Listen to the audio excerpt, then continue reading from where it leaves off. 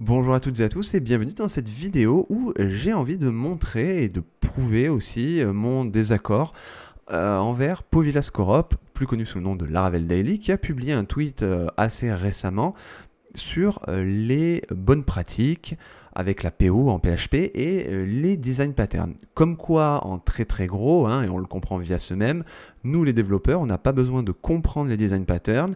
Taylor Otwell et toute la communauté, tous les contributeurs autour ont créé le super framework qui est Laravel et on a juste à réutiliser les outils. Alors je suis tout à fait d'accord dans le fait qu'il faille embrasser le framework, totalement. Par contre, comprendre et réutiliser à souhait bien les design patterns, c'est quelque chose de très important parce que comme les patrons de conception sont là pour venir régler un souci récurrent, comme ce sont des soucis récurrents justement, on les a rencontrés lors de la création du framework, mais on les rencontre également quand on utilise le framework pour créer nos applications. Donc, ce que je vais faire ici, c'est dans une petite application Laravel, à me créer une classe que j'ai fait en amont, un notifier service, et à l'intérieur, je vais faire toute une logique. Donc, on va commencer du cas le plus simple jusqu'à un cas un tout petit peu plus complexe, et on va voir que pour pouvoir évoluer et faire quelque chose de maintenable, on a besoin d'un design pattern assez simple à comprendre. Vous allez comprendre tout de suite et vous allez voir qu'on peut très simplement apporter une solution adaptée grâce à un design pattern par exemple, alors que je ne suis pas du tout en train de recréer un Laravel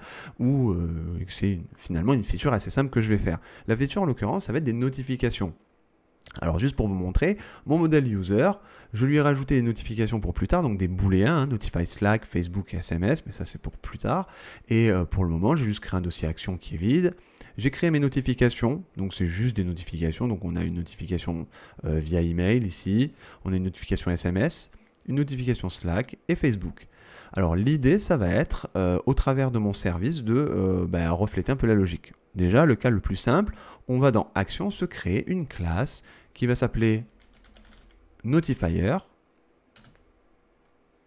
Et à l'intérieur, ce qu'on va faire, c'est juste une public function send. On va passer à cette fonction un user, on va dire que ça fait rien de spécial, et ça va faire une notification toute simple. Donc ça va faire un notify, new, et là ça sera user notification. Donc ce que je vais faire, c'est dans mon service réutiliser cette action. Donc ici, je vais faire une nouvelle instance de notifier, comme ceci, et je vais utiliser send et je lui passe le user que j'ai passé depuis mon service. Bon, un peu over-engineering au final pour ça, mais c'est parce qu'on va évoluer directement. Voilà, donc là, on est OK. Ensuite, on a la fameuse logique qui va venir et qui va nous faire comprendre qu'on a un utilisateur donc qui doit recevoir par email, mais il doit aussi recevoir peut-être par Slack ou par Facebook ou par SMS. Donc ce que je vais faire, c'est passer par un système d'héritage. Donc ici, je vais dupliquer cette classe notifier, je vais l'appeler Slack notifier. Ce qu'elle va faire ici, ça va être, pourquoi pas, étendre de notifier. Je vais ici modifier ma méthode sendMail, send par sendMail. Ce que je vais faire, c'est d'abord appeler le parent, donc sendMail, et je vais passer un user. Et ensuite, ce que je vais faire, c'est notifier Slack notification comme ceci. Voilà. Donc je le fais un petit peu rapidement. On sent déjà qu'on a eu besoin de modifier une méthode, alors que habituellement, et c'est l'objectif aussi des design patterns, c'est de pouvoir fédérer nos classes autour d'une interface, ce qui évite que d'un côté on a send notification, notify, send mail, mais ça on va voir après. Donc jusque-là, on va quand même faire le code qui fonctionne. Je vais dupliquer ça pour avoir ma classe Facebook Notifier, qui étant de Notifier, qui va envoyer le mail. Et si on est dans le cas en question, on va envoyer ici une Facebook Notification. Et de la même façon, ici, on va faire notre SMS Notifier. Et on va faire notre send mail. Et sinon, ça fera un SMS Notification. Ok, très bien. Maintenant, dans notre service, ce qu'on peut faire, c'est vérifier si notre user, alors on va faire différent de Notify Facebook et aussi ici on va avoir notre Notify Slack et aussi on va avoir un différent de Notify SMS. Donc si vraiment on a tout à false, on va juste envoyer une notification par mail ici. Et là on avait modifié en send mail. Déjà. Ensuite, on va récupérer notre if user notify Facebook. Là, on va faire notre new Facebook notifier. OK. Et ensuite, on va dupliquer ce code-là et on va l'adapter. Si ici c'était du Slack, donc notre utilisateur voulait faire du Slack, bah, on va faire un Slack Notifier. Donc ici, Slack Notifier, et ici un Notify SMS. Dans ce cas-là, on envoie notre SMS Notifier, puis on envoie notre email et ensuite notre SMS Notification. Donc, je ne sais pas pourquoi il me renvoie directement ici, c'est bizarre. Bon, ok. Voilà, c'est bon. Donc maintenant, alors on se retrouve avec ce code-là. Très bien. Donc en vrai, ça fonctionne. Si j'ai tout à false, j'envoie juste mon mail. Si j'ai Facebook, j'envoie juste Facebook. Que Slack, et l'email, et que les SMS, email et SMS. Donc le problème maintenant, c'est qu'on a perdu, déjà, on a été obligé de bidouiller un petit peu. Ensuite, bah, notre lead nous dit, bah, finalement, ça a changé et ça peut être plusieurs combinaisons possibles. Là, si on laisse comme ça, c'est pas possible parce que dès que Facebook et Slack va être à trou, bah, on va se retrouver à envoyer le mail et Facebook et ensuite le mail et Slack. Donc c'est pas bon. Ici, on sentait de toute façon qu'on partait pas sur des bonnes bases parce que, bah, au final, d'ailleurs ici c'était send, d'ailleurs, c'est pour ça je pense, qui m'envoyait ici sur la mauvaise classe, voilà, c'était ça. Mais bon, bref, vous voyez, justement, ça a causé un souci déjà parce qu'on avait deux noms de méthodes différents. Donc finalement, le code va quand même fonctionner, mais on voit que on va être obligé de modifier. Donc on n'est plus dans le cas de l'open clause principle de Solid. On va être obligé de tout modifier, de recréer des classes, de remodifier des choses. Et on ne peut pas juste rajouter une classe qui va épouser parfaitement la logique. Donc ce qui va se passer, ça va être tout simplement de fédérer tout ça autour d'une interface et d'utiliser le design pattern Decorator.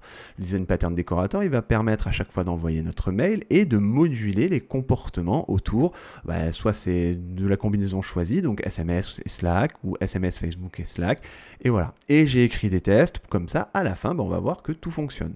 Alors, concernant les tests, j'ai écrit 3 tests pour couvrir un petit peu tous les cas. Donc, le premier, ça va me permettre d'envoyer un email. Donc, juste un email. Par défaut, je vais créer mon user. Il aura les 3 flags à false, donc il n'y a aucune notification qui sera envoyée. Je vérifie par un assert not send to sur la façade notification que ni Facebook, ni SMS, ni Slack soient envoyés. Ici, je m'attends à ce qu'ils soient envoyés qu'une fois. Donc là, ça va fonctionner. Par contre, le souci, ça va être pour l'envoi d'email de Slack et de Facebook. On va voir que ça ne fonctionnera pas. Ici, j'ai un user où je notifie by Facebook et où je notifie by Slack. Donc, ça fait passer les booléens à true pour ces deux cas-là. En fait, ça va vraiment s'envoyer finalement. Mais ici, on ne va pas avoir le résultat escompté. J'ai lancé mes tests juste avant et on voit qu'au lieu de l'avoir une fois, on l'a 2 fois. Donc pour le premier, ça va parce que on envoie juste l'email, donc il s'envoie une fois et c'est tout. Mais comme vous l'avez compris, sur les autres classes, à chaque fois, ça va s'envoyer en plus d'envoyer la notification via Facebook, Slack ou autre. Donc là, par exemple, sur le dernier cas où j'envoie toutes les notifications, je devrais m'attendre juste à avoir un mail d'envoyer, mais en fait, le mail, je l'ai envoyé 3 fois. Donc évidemment, vous l'avez compris, ce n'est pas maintenable. On va venir mettre en place un système de décorator pour pouvoir régler ce souci. Donc, dans mon dossier action, ce que je vais faire, c'est déjà, je vais tout mettre dans le dossier action, hein, c'est pas bien grave, c'est juste pour l'exemple, hein, c'est pour ça que je prends toujours des cas très simples. On va appeler, on va l'appeler notifier interface. Ça va être juste notre interface. À l'intérieur, on va dire que tout ce qui doit envoyer des notifications doit implémenter la méthode send, comme ça on ne se trompe pas dans les noms, hein, send email, send machin, notify, vous choisissez ce que vous voulez, mais quelque chose de simple et que ce soit le même partout. Donc ici ça sera send. On va lui passer évidemment le user à qui on veut envoyer et on aura ici un void. Donc ici pas de signature, c'est une interface. Donc ça, ok. Notre notifier, en fait, on va lui faire implémenter notre interface notifier interface. Donc forcément, ici on va avoir un souci parce que c'est send. Ok. Parfait. Maintenant, on va venir modifier nos classes. On va commencer par Facebook. On va la renommer Facebook Decorator. Et l'avantage, c'est qu'elle ne va plus être un notifier, mais elle va avoir un notifier. Donc, elle ne va plus étendre. Le problème de faire un extends notifier, c'est que derrière, on se retrouve avec un comportement un petit peu statique. Là, ce qu'on va faire, c'est tout simplement lui passer à la construction, on va ici lui passer un private, read-only, parce qu'il ne sera pas modifié, une instance de notre notifier interface, qu'on va appeler notifier, voilà, Et ce qui va se passer, c'est que quand on va envoyer notre notification Facebook, on va pas récupérer un parent, mais on va récupérer le notifier qu'on a passé à la construction. Donc là, je vais juste faire, alors ici, j'ai pas, mais construct, autant pour moi. Et ici, je vais faire un this notifier, et on sait que c'est toujours send, puisque elle hérite de, enfin, elle implémente notifier interface. Et je lui passe le user. Parfait. Et vous allez comprendre pour le principe. D'ailleurs, je peux passer toute la classe en read-only. Hop. Maintenant, ce que je vais faire, c'est directement supprimer un petit peu ici mes autres classes, et je vais juste recréer à la volée le Slack Decorator. Donc c'est la même construction, vous allez voir pourquoi. Ici, ça sera la Slack Notification. Et enfin, on va se créer ici, je vais la dupliquer, renommer en SMS Decorator Notifier. Et ici, ça sera SMS Notification. Parfait. Et on n'oublie pas d'implémenter évidemment l'interface pour chacun de nos décorateurs. Donc on va avoir ici le Facebook Decorator qui va implémenter Notifier Interface, le Slack Decorator, ici, et le Facebook, c'était bon. Donc maintenant, dans notre service, on va tout simplement, puisqu'on sait que c'est le comportement de base, faire un notifier égale new notifier, notre notifier de base, celui-ci. Ensuite, on va faire une première vérification. Est-ce que on est sur un utilisateur qui a souhaité Facebook? Donc, est-ce que ici, notify est à true? Donc là, dans mon user, hein, j'ai bien mes 3 flags et je les ai cast en booléen ici. On va, dans ce cas-là, ce qu'on va faire, c'est tout simplement, on va construire notre Facebook décorateur notifier et on va lui passer le notifier. Ça veut dire que maintenant, notre Facebook décorateur notifier a comme parent notre notifier de base. Il a le notifier de base et il n'est plus le notifier de base. Ça va nous permettre de gagner en modularité. On va stocker ça dans le notifier. Et ensuite, vous l'avez compris, si on a souhaité aussi d'être notifié pour Slack, eh bien, on va refaire la même chose. Ça sera notre Slack Notificator, Decorator Notifier. Et pareil, pour les SMS, on va avoir un SMS Decorator Notifier, ici. Et à la fin, on va tout simplement utiliser notre méthode send. On sait que de toute façon, tout hérite de notre interface, donc dans tous les cas, on aura toujours send.